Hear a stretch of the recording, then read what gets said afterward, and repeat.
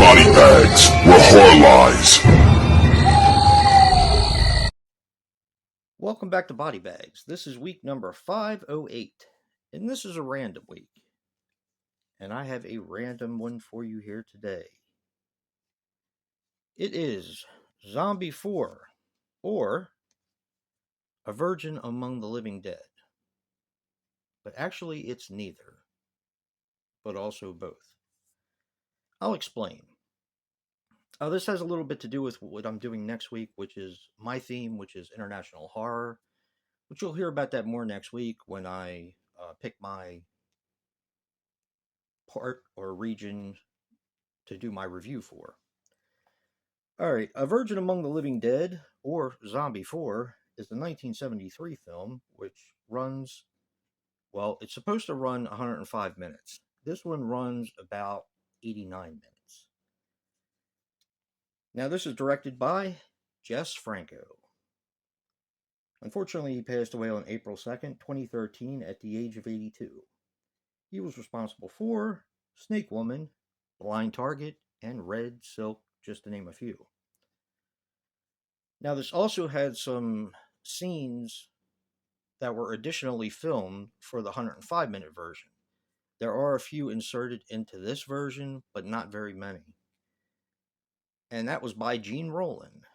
Gene Rollin is French, and unfortunately he passed away on December 15th, 2017 at the age of 72.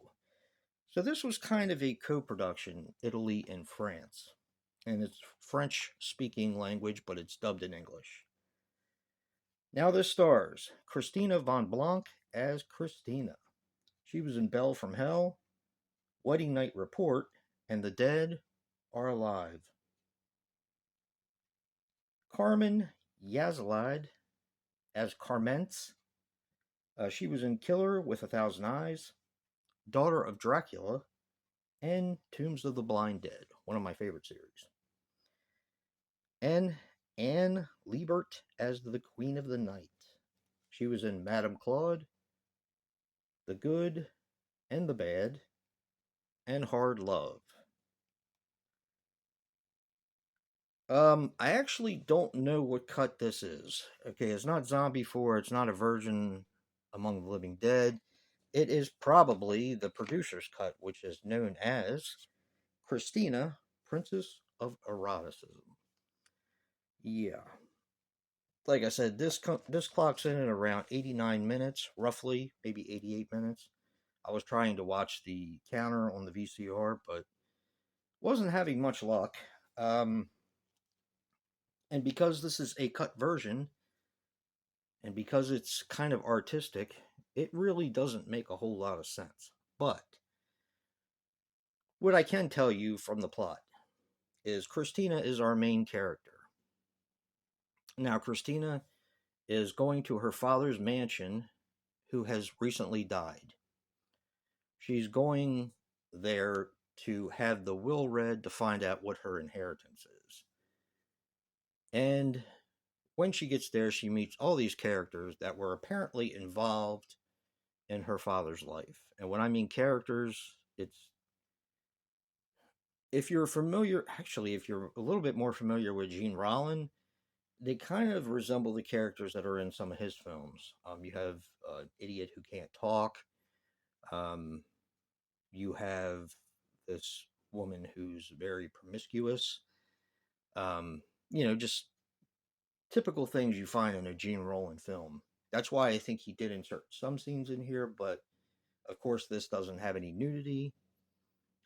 It doesn't have any softcore porn like both Gene Rollin and Jess Franco were basically famous for, I guess, if you could say that. But it has a lot of weird dreamlike sequences that are very artsy. Like I said, this is a very artsy film. And the company that put this out, wish I could read their name. TZ Video. I have no idea who they are. I don't know how long they put videos out on the market. but they probably shouldn't have because the picture is not very good quality. And like I said before, the two cuts that are the most famous cuts are the 105-minute cut and the 79-minute cut. This is neither. This is right in between. So it's probably the producer's cut plus some of Jess Franco's work. Not Jess Franco, Gene Rollin's work that had been edited in. Only none of the nudity and the softcore stuff. Do I recommend this film? No. One of the other things I've noticed before I wrap this up is this is actually the cover of The Hearse, which is neither Gene Rollin or Jess Franco. So I don't know why they put that in there. I have no idea. It's just an amalgamation of junk. I'm glad I watched it. It wasn't really anything to scream about. I did like the zombies when they're in there, although they really have no purpose in the film, best that I could see. They moved around. It was interesting the way they moved, and the way they looked was interesting as well. But all in all, I would probably give this one a pass. Now, eventually, I plan on seeing the uncut version of A Virgin Among the Living Dead, but it's not going to be anytime soon because 29 or